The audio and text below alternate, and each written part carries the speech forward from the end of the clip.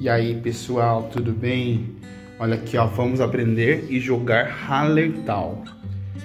O interessante é que eu separei todas as cartas aqui só para mostrar, porque eu não vou usar as cartas nessa versão. Essa variante aqui é a variante sem cartas, que eu gostei pra caramba. Eu acho que para introduzir esse jogo a primeira vez para novos jogadores é essencial. Então vamos lá entender aqui a preparação do jogador. O jogador vai receber um estábulo de ovelhas, um campo, 3 desses marcadores de campo aqui, aonde serão colocados inicialmente, onde tem essa marcação de pedrinha aqui, beleza? Uma casinha que será colocada neste paraíso, sei lá o que é isso daqui, vai ser colocado aqui, ó, no número 6, uma caixinha de joias no número 0, um guia de jogador, 5 edifícios de produção. Esses edifícios vão ser colocados aqui. Eu vou voltar rapidinho para colocar para vocês. Prontinho. Eu comecei colocando a carpintaria, cervejaria, casa de resfriamento, padaria e manufatura. Porém, você pode colocar na ordem que você quiser, tá bom? Eu só coloco nessa ordem porque é o seguinte, eu tento entender da minha parte que essas duas são as mais complicadinhas e logo após uma simples de pagamento, né, na fase de pagamento, e essas duas é que requer mais produtos ou que tem maior possibilidade de pagamento. As únicas cartinhas que nós vamos usar no modo sem cartas são essas, tá bom? Que é que vai determinar aonde vai ser bloqueado inicialmente, no modo solo, até 3 jogadores, as possíveis 20 ações. Lá naqueles cantos não serão colocadas cartas, ok? Então é um jogo mais focado nos recursos, nas peças e nas ações, sem esses combos das cartas que são colocadas em jogo. Depois que você pegar essas 6 cartinhas das cartas de quadrante, você vai embaralhá-las e aí vai retirar uma. Tira uma, ok? E você vai observar aqui. De um jogador, vamos focar no primeiro jogador. Número 1, interrogação 2, quer dizer que ou na 1 ou na 2 não será colocado. E na 3 e 4, ou uma dessas duas, será colocado um trabalhador bloqueando a base das ações. Vou te explicar fazendo junto com vocês, espera aí. Então eu escolhi, por exemplo, a número 1. Eu não coloco na número 1, mas todas as outras vão receber um trabalhador inicial na primeira casinha de ação. Ou seja, já começa dificultando para realizar essas ações nesses quadrantes aqui, tanto no 2, no 3 e no 4. Porque lembre, eu escolhi a número 1 para não ser colocado. Na 3, na 4 e na 5 serão colocados. Então ficou assim, dessa forma aqui. Se o seu também ficou, tá corretíssimo. Então, começando o jogo, nós vamos começar vendo esse guia aqui. Algumas fases serão puladas na versão sem cartas, ok? A primeira ação, a primeira fase do jogo, a número 1, é justamente determinar aonde no tabuleiro será colocado na primeira rodada e nas próximas rodadas retirado esses trabalhadores. Vocês vão jogar junto comigo, umas 2 rodadas, só para explicar o jogo, e vocês vão entender o que eu tô falando, tá bom? Corrigindo uma coisinha aqui, essas cartas também serão utilizadas, mas na verdade elas não serão utilizadas o seu efeito de bônus, apenas para determinar as rodadas do jogo, ok? E para bloquear as próximas ações, para determinar em qual rodada do jogo nós vamos estar. Então, pegue 6 dessas cartinhas e coloque-as nesses espaços aqui, viradas para baixo. Ficará assim então, pessoal. Sabendo então que nós temos 6 cartinhas e essas cartas determinam as rodadas do jogo, o jogo ele é desenvolvido em 6 rodadas. Rapidinho, gostosinho, jogo maravilhoso. Retornando então, primeira fase, determinar o tabuleiro e os trabalhadores que bloqueiam as ações iniciais. Segunda fase, agora nós vamos pegar a primeira cartinha deixar ela fora e colocar em cima dela o número de trabalhadores que poderão ser utilizados no tabuleiro para realizar ações de acordo com a janelinha. Então, se eu tenho o número 6, serão colocados 6 trabalhadores. Plim! Prontinho! 6 trabalhadores, ok, pessoal? Então, esses trabalhadores, na fase número 4, vão ser utilizados para colocar no tabuleiro e realizar as ações. Muito simples. Voltando um pouquinho aqui para o nosso guia, a fase 3 é a fase onde os bônus das cartinhas serão ativados. O que acontece? Vamos pular. Essa aqui não tem, ok? Na fase do jogo no variante sem cartas. Agora na fase 4 a gente começa a colocar no tabuleiro os nossos trabalhadores. Então deixa eu verificar o que é que eu vou fazer. Se eu quiser colocar um trabalhador, por exemplo, nesse viveiro aqui, eu preciso colocar 2 trabalhadores. Retomando um pouquinho para cá, desculpa pessoal. Depois que eu abro essa ação, né, essa primeira rodada, eu ganho uma ovelhinha e essa ovelhinha corre para cá. Tchum. Ela corre para cartinha de baixo. O que acontece?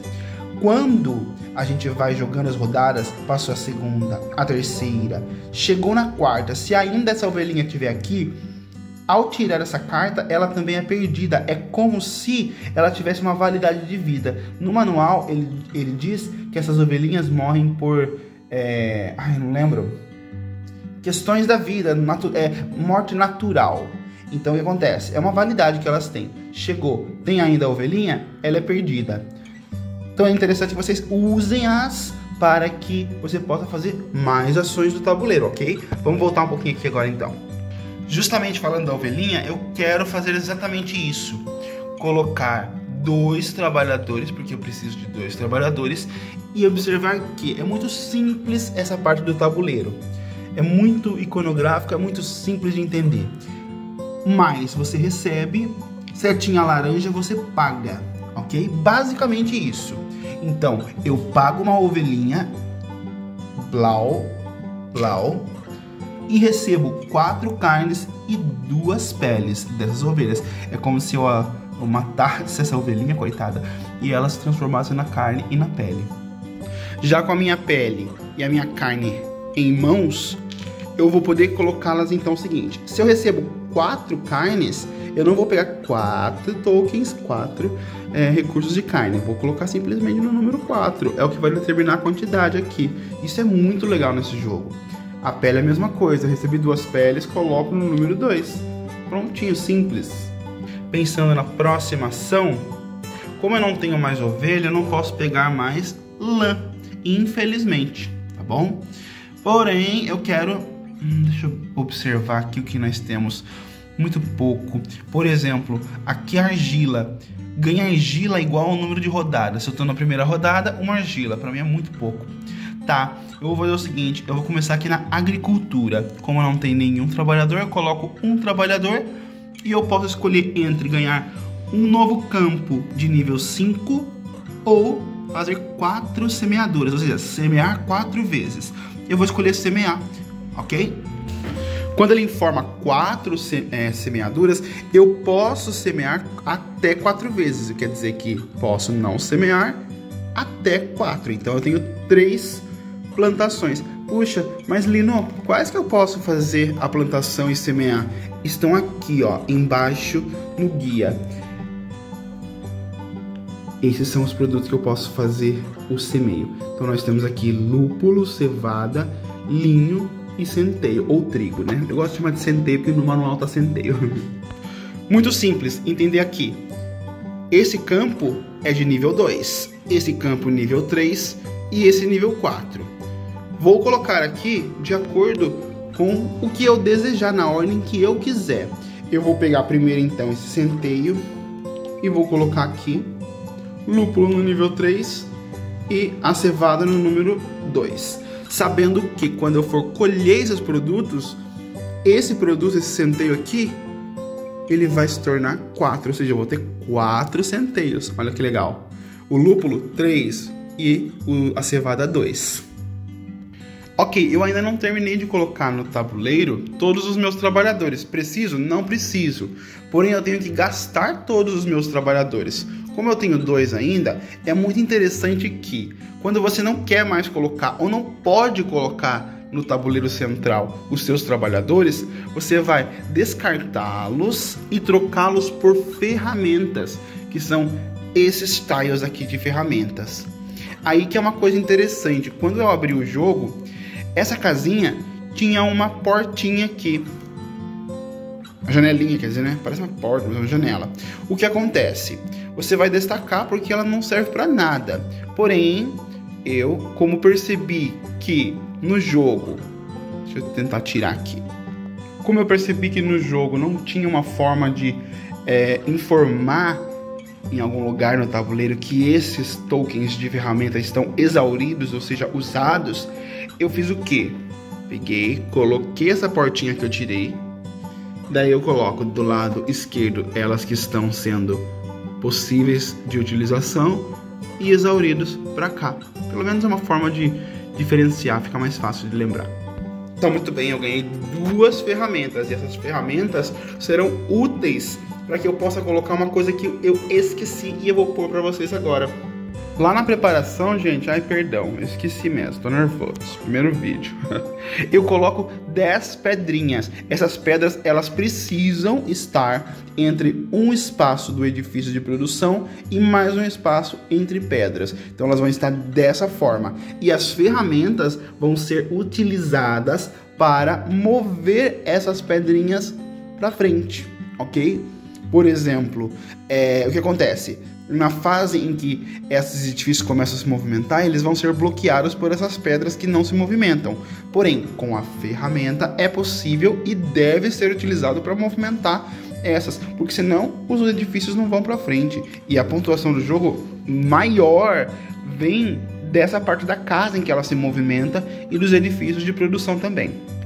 Muito bem, terminado então essa fase aqui, a número 4, perdão, onde nós colocamos os trabalhadores e realizamos as ações do tabuleiro central ou trocamos os por ferramentas, nós vamos para a fase 5. A fase 5, no jogo tradicional com cartas, você recebe a carta onde não tem mais trabalhadores que estava aqui no campo.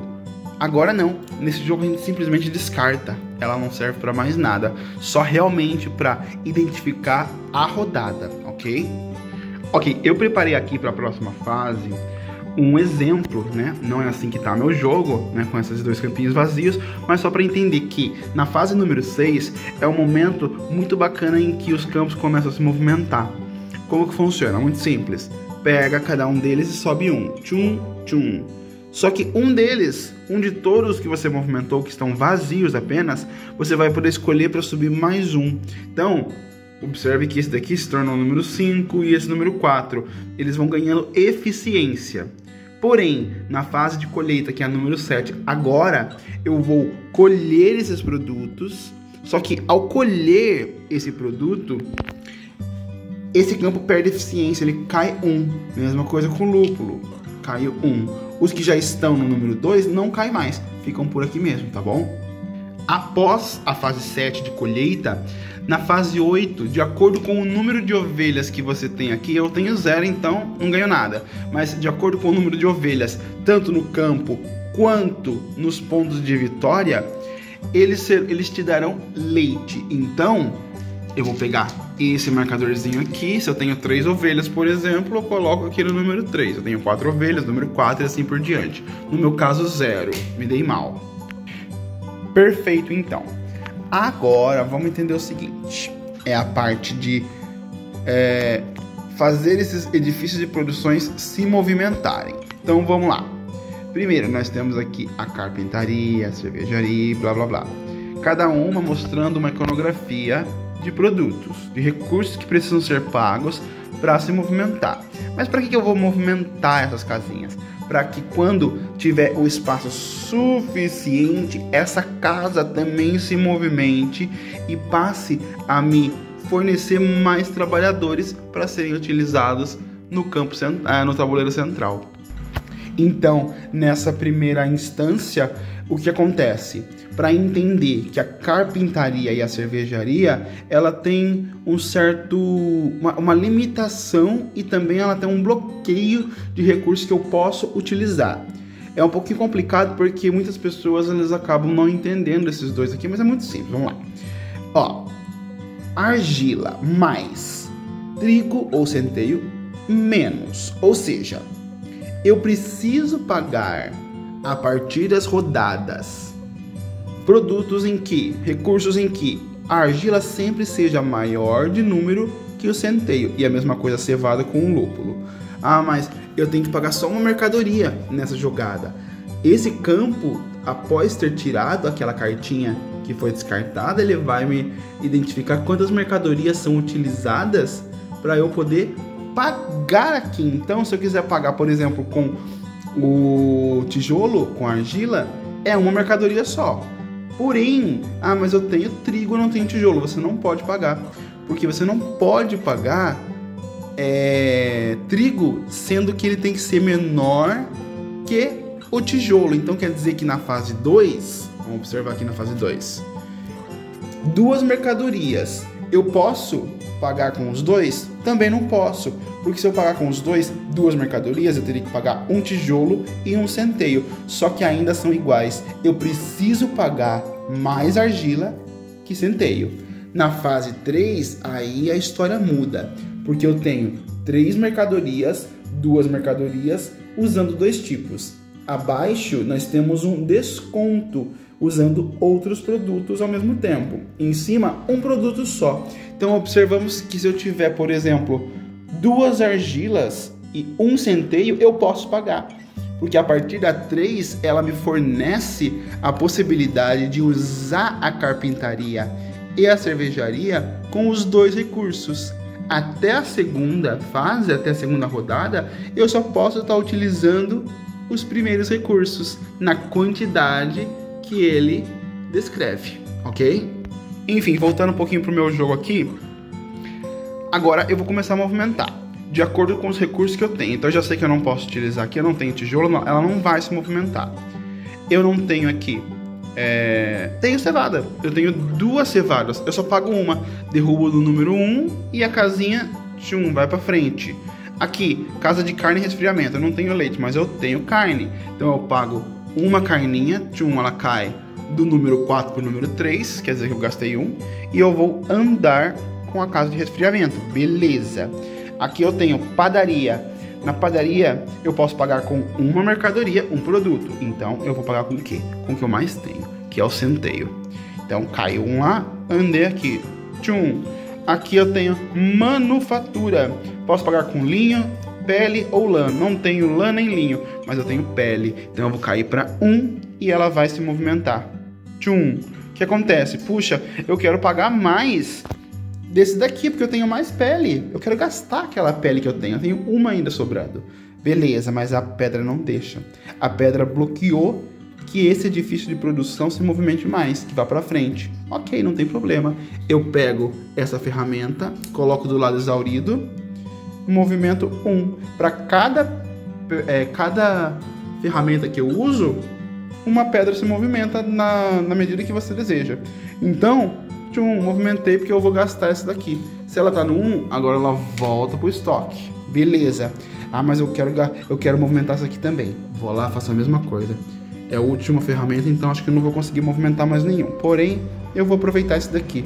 Eu tenho ainda um trigo, um centeio. Passei para 2, movimentei 1. Olha que legal. Se eu tivesse movimentado aquela primeira carpintaria, um espacinho, um exemplo. Aqui, essa casa ia movimentar também. Mas não foi o caso, então vamos voltar aqui. Infelizmente eu não consegui. Beleza. Um detalhe muito importante, muito legal também que vai te ajudar. Nossa, eu não tenho mais produto. Nesse caso aqui, eu não tenho mais produtos aqui para utilizar, né? Recursos para pagar. Se eu tiver alguma joia, né? Algum número em joia, eu posso gastar um número, né? Vou pôr no 1 aqui, ó. Gastei 1, foi pro 0. para movimentar um edifício para frente. Você pode gastar quantos você quiser para movimentar quantos você quiser. E um detalhe, no fim do jogo, o número que tiver aqui de joias disponíveis para você vale 1 ponto de vitória cada. Isso é muito interessante. Beleza, fizemos a fase 9, que é a fase de movimentar edifícios e trocar movimentar pedras pela troca de ferramentas, né? Pelo uso de ferramentas. Perfeito. Agora é a finalização. Seria como se fosse a limpeza da rodada, né? A última fase. A última fase é muito simples. Lembra que no começo tinha que ter 2 espacinhos entre casinha de edifício e uma pedrinha e outra? Mesma coisa. Essa aqui segue a risca certinho aquela regrinha. Essa não, porque ela tá coladinha aqui. Eu preciso fazer o quê? Colocar pra frente mais um espaço. Aqui também. Tchum, tchum, tchum, tchum, tchum, tchum. Pronto.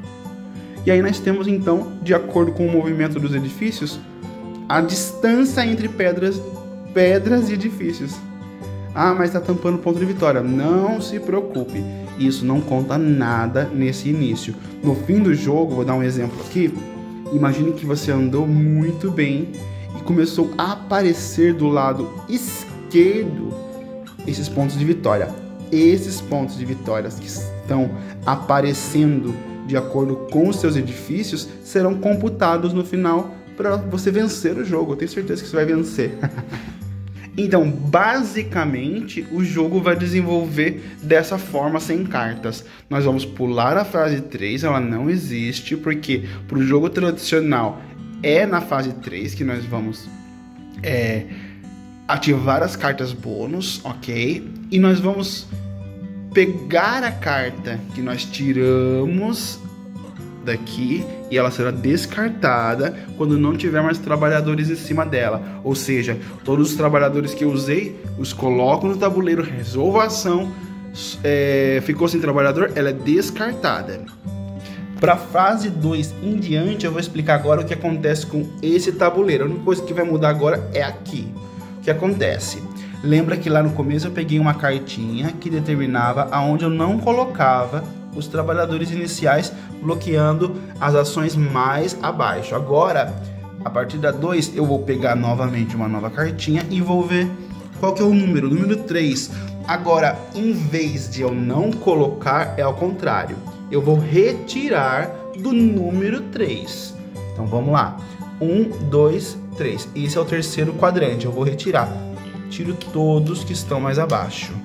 Ou seja, ele facilitou o uso dessas ações. Isso é ótimo. Outro exemplo. Peguei novamente aqui. Terceira rodada. Lembre que para a terceira rodada vai estar determinado dessa forma aqui, ó. Terceira rodada, aqui. Número 2. Então eu vou lá, ó. O que aconteceu? Puxa, eu tenho 2 acima. Então, como é os 2 sempre mais acima, eu tiro esses 2, tiro esse 1, tiro esse 1, tiro aqui. Pronto! Simples. Você vai fazer isso até o fim do jogo. Depois que você fizer isso com a sexta rodada, realizar todas as outras ações até a número 10, que é colocar para frente, determinar o espaço entre os edifícios e as pedras, o jogo encerra. Aí vem para pontuação final. E para pontuação final nós vamos usar esse bloquinho aqui, ó. Eu gosto de pôr no saquinho e eu tô com preguiça de tirar. Ok. Aqui nessa primeira iconografia aqui é o nome do jogador. Na segunda é a casa. O que acontece? A pontuação final ela vai ser determinada pela casa. Eu gosto sempre de começar aqui, produtos. Por que produtos? Lá no seu tabuleiro vai informar o seguinte: campo, mercadoria e ferramentas. A cada 5 delas, uma será dividida em 5 e te dará pontos de vitória. Então assim, eu vou somar tudo que eu tenho aqui, por exemplo, 3, 6, porque elas estão no nível 3, então cada uma vale 3. 3, 6, 7, 8, 9. E vou somar todos esses campos de acordo com o nível. 5, 9, 10, 11, 12, 13, 14, 15, 16. Enfim, eu somo tudo e as ferramentas que eu tenho. tá bom? Então, tudo. Então, vamos somar os dois, mais todos esses, mais os produtos que são determinados aqui, como ferramentas, campos e mercadorias. E vou dividir por 5. Se deu 3, ok. 3,5 ainda é 3. Sempre arredondado para baixo é o número de pontos que você vai colocar aqui na quarta etapa. Então, a primeira etapa, voltando um pouquinho, por que eu gosto de começar pela quarta etapa? Porque é fazer um monte de conta lá inicial, depois chegar na parte da mercadoria, ter que pegar um celular, daí a calculadora e ficar de novo fazendo a conta, voltar para lá, você já esqueceu de tudo, então é mais fácil começar por aí. Ok, casa, como funciona a pontuação da casa? Lembra que eu expliquei que é o seguinte, os edifícios que estão mostrando esses pontos de vitórias, eu somo todos esses pontos.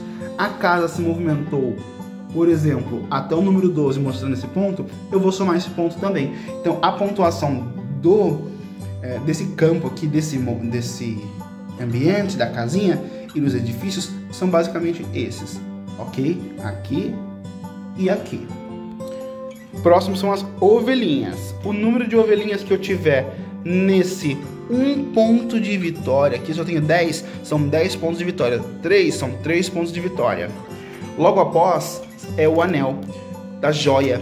Então vem aqui, eu tenho 8 joias, 8 pontos de vitória. Marca aqui, número 8. Tem aqui ferramentas, fizemos inicialmente as ferramentas, né? E as cartas. Não tem cartas, porque nesse jogo não tem cartas nessa variante.